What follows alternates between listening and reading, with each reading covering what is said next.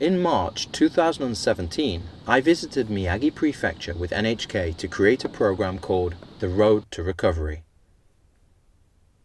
Upon returning to my home, NHK World's crew then dropped by my house to interview me and delve deeper into my experiences in Tohoku and find out how I came to be there in the first place.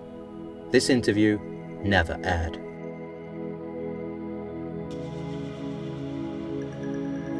子供の頃の話から。はい。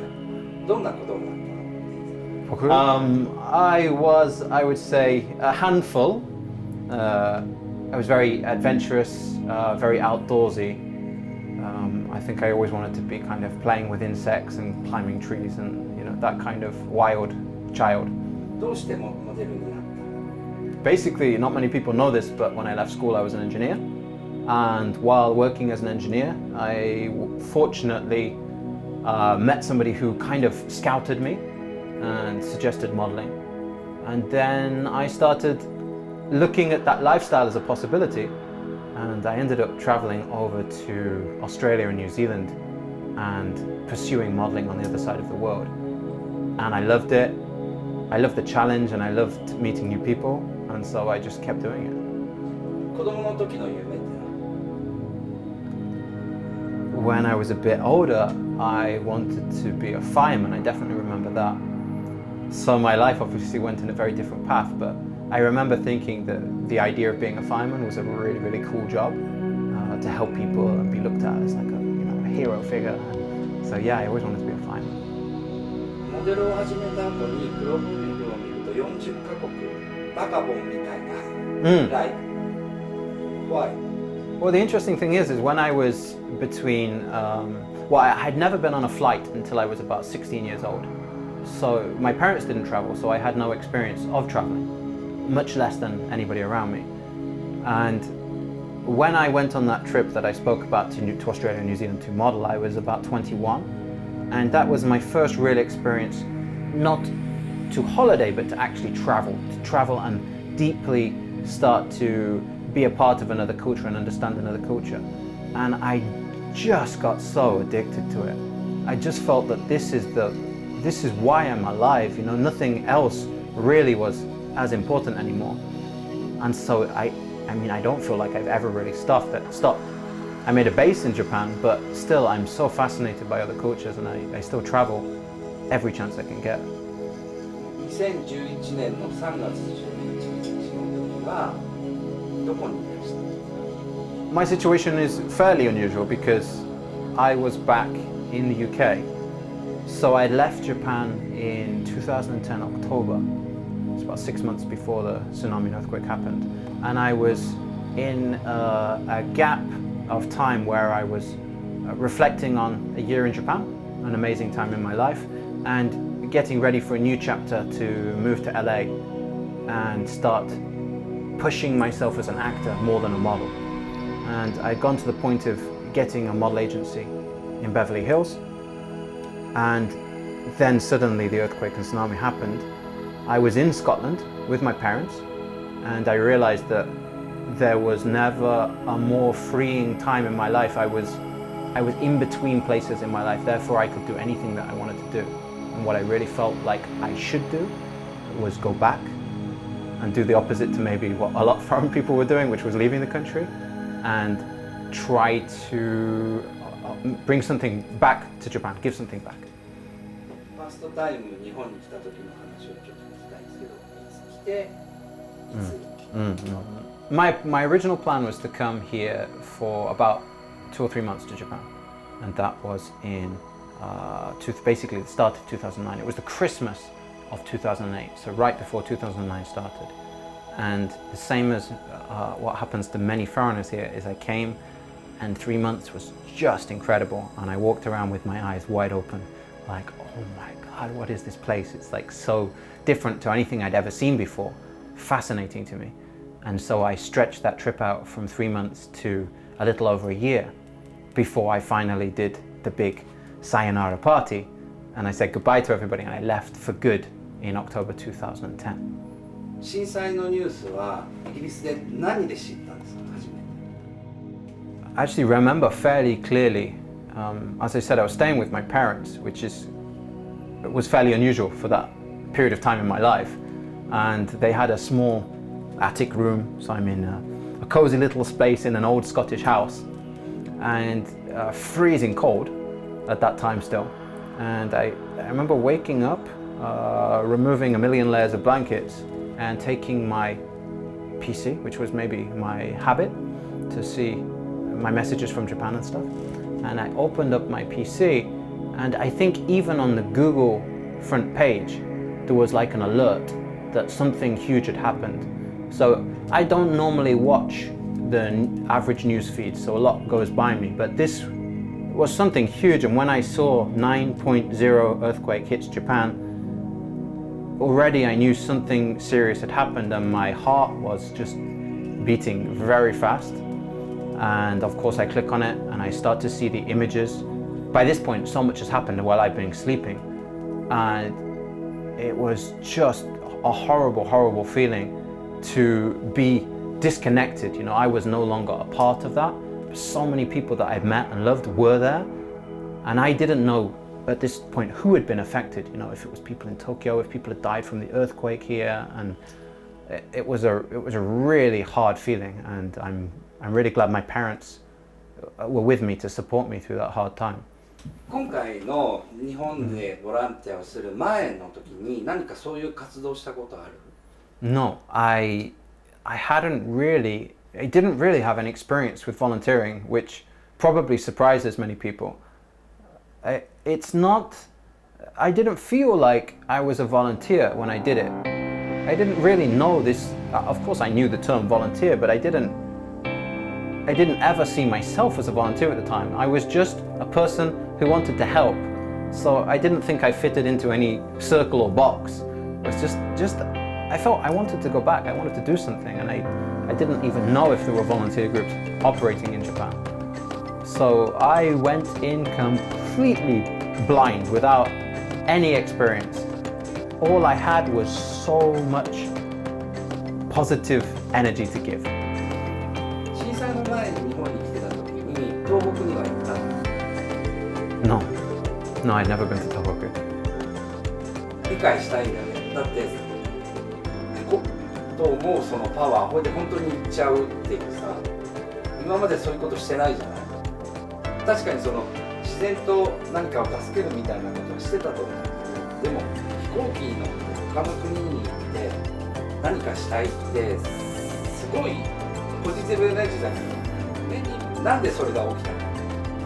It's really hard to explain to people, and people are always a little bit confused when they hear. So often people say, "Oh, you knew somebody in Tohoku, right?" And I say, "No, I didn't know anybody."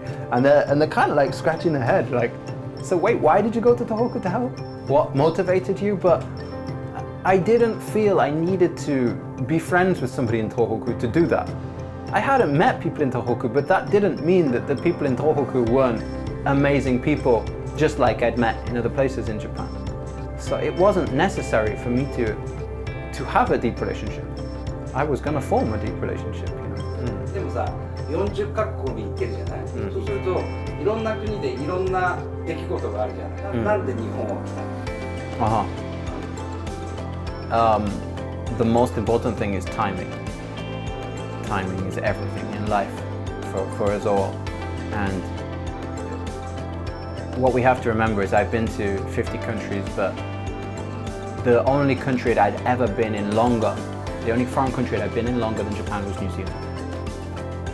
So Japan gave me probably about a year and a half of amazing time, amazing opportunities. People were always very kind to me.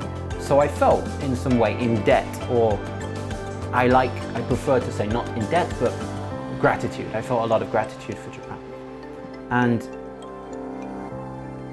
going back was really something very important for me at that particular time, you know, because I felt like I could do something. If it had been a flood in Thailand, which actually happened a year later, I don't speak Thai, I don't know Thai culture very well at all, and I've only ever been there for a period of weeks. So I would have been lost. I think I wouldn't have been helpful. But for Japan, with some small amount of Japanese language and a healthy body and a good attitude, I did feel that I could help people. And I'm so glad I took the chance and I gave it a try. 初めて震災の跡地に行った時の印象見た時の。The first place I visited was Iwaki in Fukushima, and as I traveled into the city, the first thing I saw was earthquake damage. So it means that the roof tiles, the beautiful Japanese kawara roof tiles, were fallen down all over the city, and there was blue. What was quite memorable is all the roofs were blue because they didn't have tiles anymore, so they had to put blue sheets. There was nobody that could fix it in that time, so so all the housetops were blue. I really remember that imagery. But the thing that really strikes you so strongly, and you can never prepare yourself, is for the moment you get right next to the coast and you see for the first time a completely destroyed town or city. Not an area where it was flooded or got a little bit of damage, but a place where all of the buildings are gone. And later in my time, I would go on to go to the cities of Ishinomaki and Onagawa, and some of those sites are just, there's nothing you can see in the media that will ever prepare you for seeing that with your own eyes, that scale of destruction. I've certainly never seen that anywhere else in the world. And there's obviously some sadness and some emotion, but most of it, it's just unbelievable. It's like you can't process the information. You can't believe how a wave can be so high that it can go over the top of a 4-story building. You can't process this kind of information. So the most thing you feel is it's not one sad story of one person which touches your heart. It's such a big thing that it just leaves you kind of, we say in English, gobsmacked. It's like you can't fathom it. さっきさ、ボランティアっていうのはそんなに好きではなかった。なぜならボランティアってのはいつか終わるから。だけど言う通りあなたは終わってないよね。Yeah, it's difficult. I did actually give in the end and start using the word volunteer and recruiting other people to be volunteers, because I think it is at the end of the day the most accurate word. But it's true what you say in the fact that if it's a volunteer experience and it's meant to end, mine didn't really end. It tapered off. It wasn't one day where it was like, okay, I'm done, and close the chapter. It just progressively got less, and the type of work or volunteering that we did changed. And it went from obviously being very Tohoku based, and then afterwards we would do takodashi, like a soup kitchen in the areas of Saitama with refugees, and that went on for years. And I don't know if you can say what I do now is volunteering. I wouldn't use the term volunteering. I have friends in Tohoku, and I go there because I love to see them every year, and I don't want to forget that experience in my life, and I want to keep checking their progress, because seeing them keep move forward with their lives, and seeing kids that were so young graduate from school and become adults and start working, because it's such a long period of time, it's very rewarding for me to see, you know. 最初に行ってさ、何ヶ月かいて、でその後に一回東京に戻ってきて、その時になんで居続けようと思ったの？要するに自分の国にだもともとの計画とかあるじゃない？ LA に行ってとか、そこは考えなかった？ Not at all.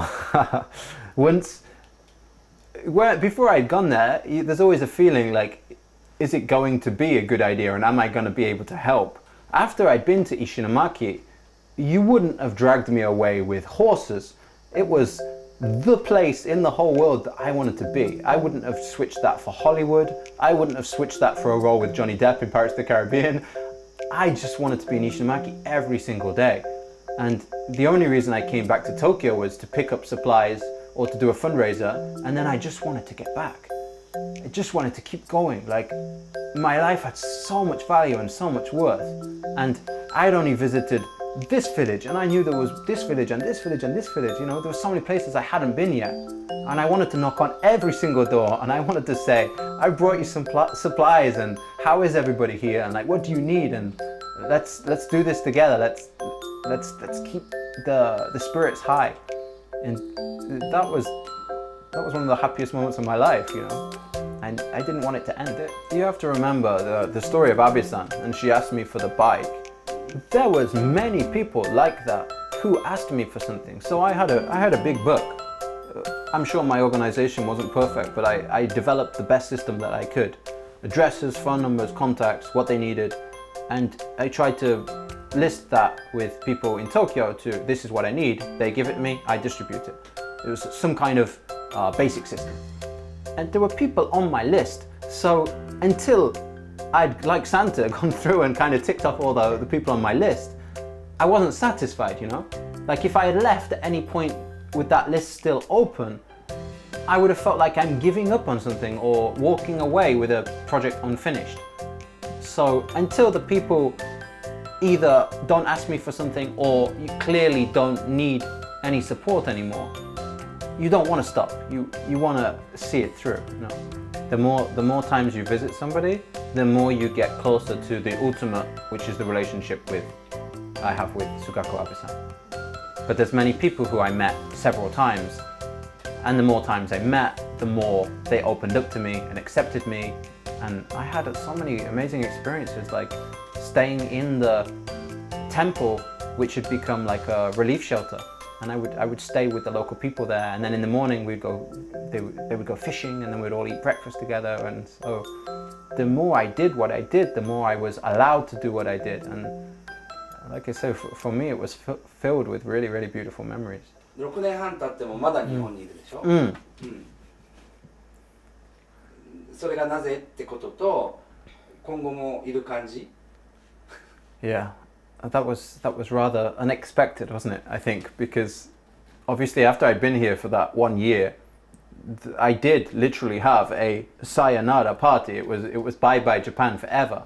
So there is no doubt at all, because obviously I've answered this question several times, I've thought about it a lot. There is no doubt that without the earthquake and tsunami, I would not have returned to Japan when I did, if ever.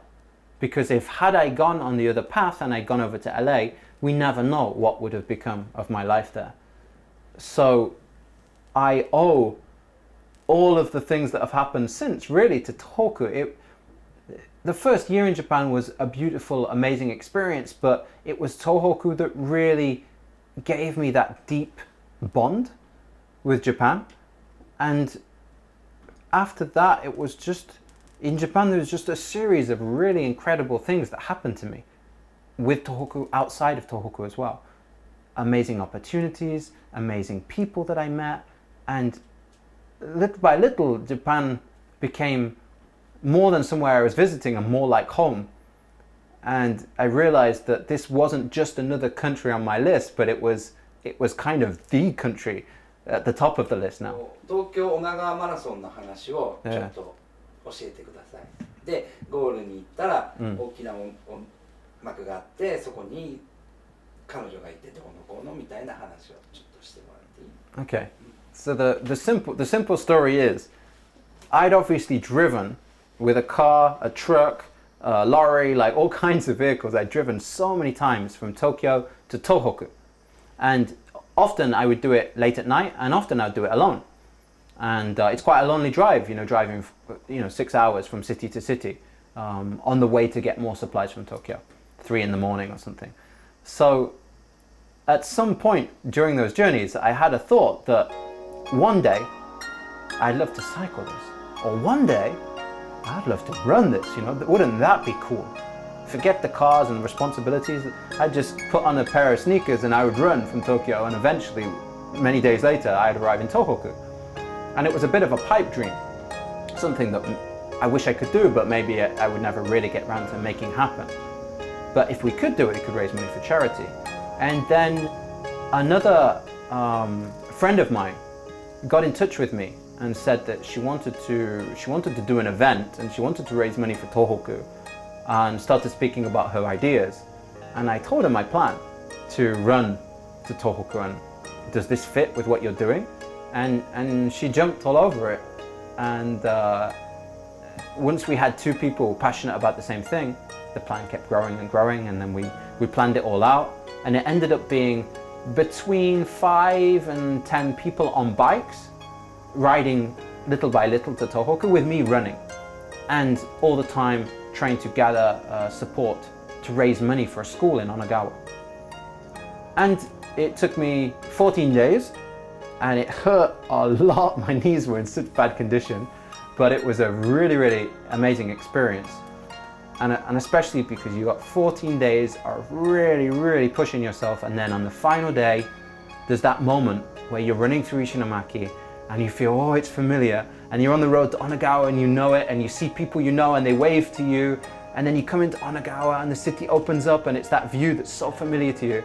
And then just at the end, as I'm going up the hill to the hospital, I can see people I know waiting for me at the finish line, which was not planned, was not organized. And then I see Abe-san, and she's holding this huge banner, and she's handwritten, Dean runs from Tokyo to Onagawa, 450 kilometers. And it was an amazing feeling, you know? Not just to make it, but to know that they cared enough about it to be there waiting for me on a cold day, some snow falling in the sky, but they were there, you know? That was a great feeling, and I'm so glad we did it. And this banner just represents the success of the project and the love that I felt for doing that for them, you know? And so every time I see this banner, I know that I did it, and most importantly, they were there to enjoy the fact that I did it and appreciate it. So it's pretty special to me.